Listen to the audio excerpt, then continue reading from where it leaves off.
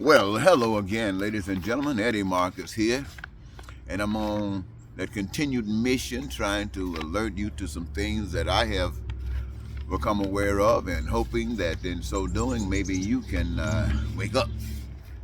You know, I'm always talking to you about a superpower, the invisible power, the power that's responsible for existence I call God. And just the other day, I was at a strip mall, and as I was walking, well, I was at the dollar store.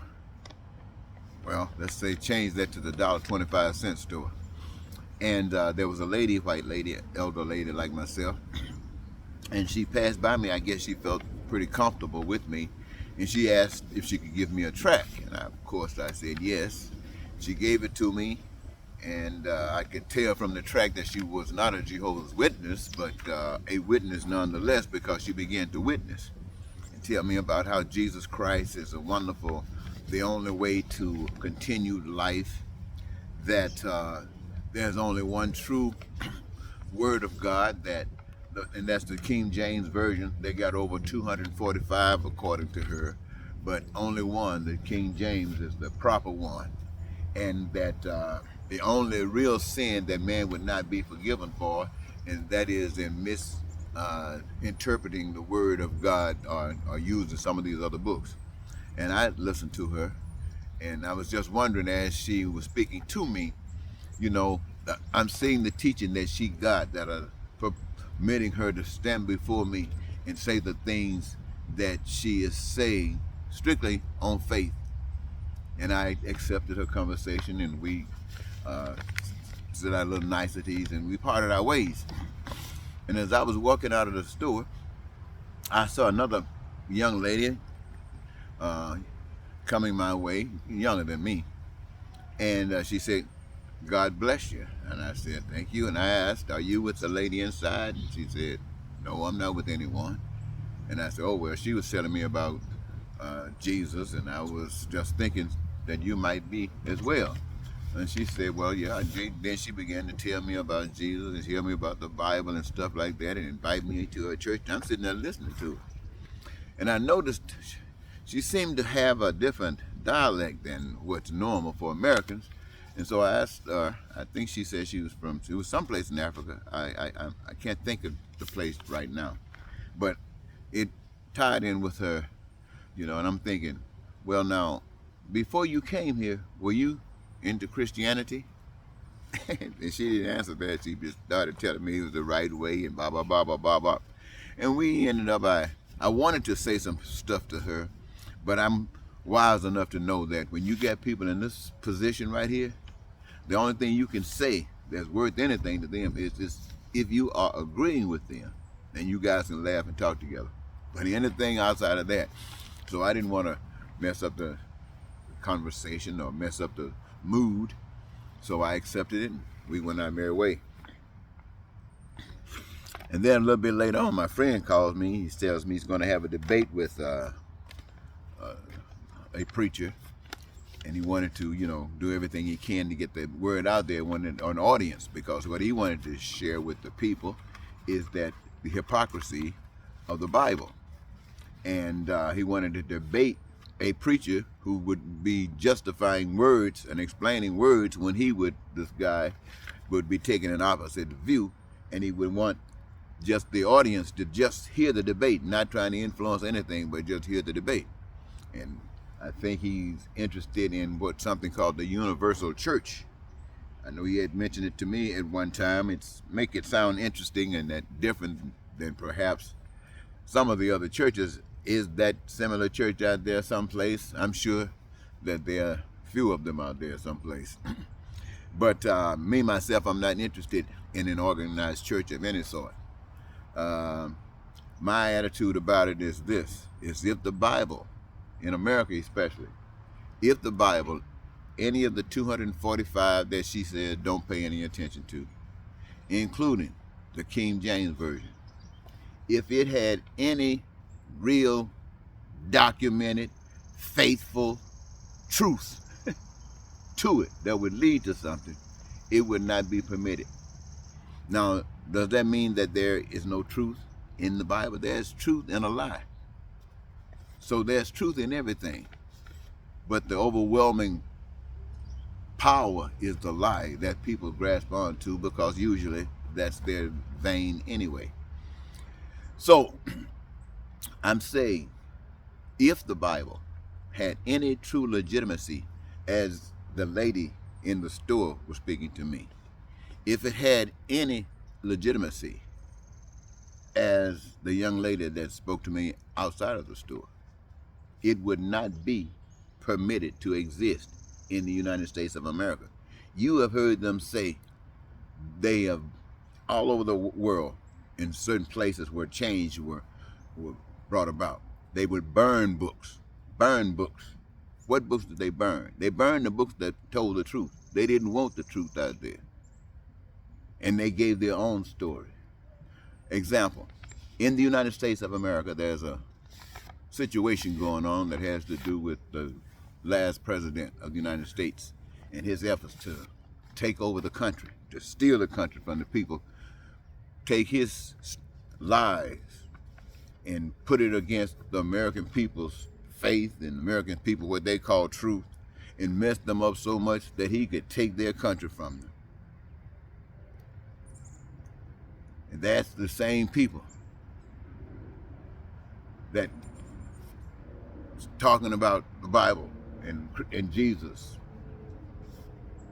Now, the people of the state says, we want to challenge this. We're going to see what happened. And what they did, they began to bring people forward who would tell the truth, who would speak the truth about what was going on. And you could find out that the one who was pointing the finger was the one that was doing all the corruption. Now, going through some very serious situations that could really put this mouthpiece in its place. People stated facts about it. And in a moment in time, they changed their mind about what they had stated as a fact. In a day or two, it became a lie. Why did they say that? Why were they moved to say that? You want to know why they were moved to say that? I'll give you this example. There were a few who were not moved. One was named Kinzinger. One was named Liz Cheney. And they served on a committee to discover and find out and present to the people of this country the absolute truth. Miss Cheney, Kinzinger, they know what they saw, but they wanted to see, and along with the other party, what did the people see?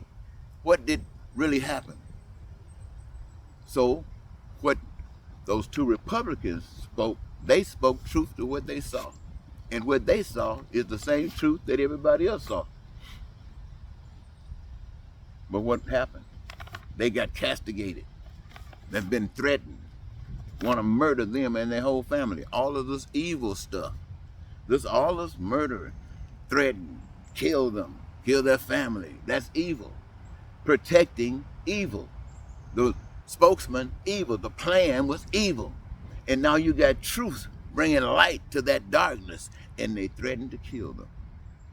Some other witnesses giving testimony to truth, and they are threatened. This is truth, ladies and gentlemen, happening right before our very eyes. This is what happens to truth. This is what happens to righteousness. Evil comes at it to suffocate it and present its own lie. The stuff that you don't have any problem with, say the church in America, the Bible all over the world, what kind of trouble does it present? What kind of trouble does it present? The world goes right along every day just like it did the day before. And every time it decides to get worse, whether that means more additional pain and suffering to anyone, it happens. And what is the church? What is its power in relationship? Null and void. Why? Because that's what it's been relegated to in order to exist in the system. Now, I know Christian people don't want to hear that, but I don't have to worry about what they want to hear. They don't click on me. They don't view me. People who want to know the truth would probably view me, but this is a complete turnoff to anybody who's hiding from the truth. They don't want to know the truth. This is why those senators, those Republican senators, this is why the Republicans, the House of Representatives, and those who would refuse to continue to tell the truth and jumped on the bandwagon to the lie. We know why they did it. They did it for the same reason that those other ones didn't do it. They were threatened. And whatever their threats were, they found a reason to submit, to give in, to give in. And ladies and gentlemen, what they did, what those senators did, what those House of Representative people did who went along with this lie, is the very same thing that we as people have done in this nation, in all over the earth. We have done the very same thing. We have given in, just like they gave in. But the world is calling on us to stand firm on the truth that we know, just like Miss Cheney, just like Kinzinger. Stand firm on the truth. And I'm using them because they are standing firm. And I'm talking about those other people who came out and told the truth. You didn't have to give them a subpoena. They just stood for the truth when you asked them. They told the truth and being persecuted for telling the truth. I'm telling you, this is what we're called to do, to stand firm. But like those senators, they say, I will, and they give in. They give in. And what has happened? They have had the greatest Ponzi scheme perpetrated on the human race than ever before. Many of you remember Madoff in that Ponzi scheme. It was renowned as something that was really great. People had their money taken. People were abused, but money begets money. Hunger for money, lust for money allows all of this stuff to happen. All for naught. Now, the biggest Ponzi scheme that ever happened on the human race is the introduction of money. The introduction of money. It's a scam from the pit of hell.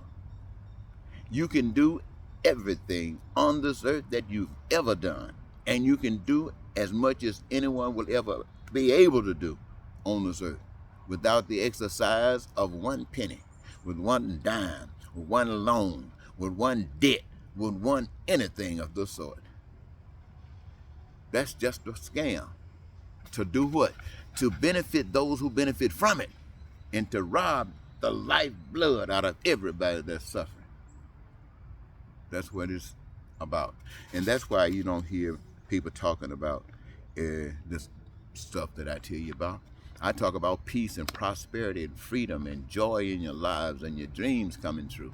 Your needs, your wants, and your desires being met at your leisure.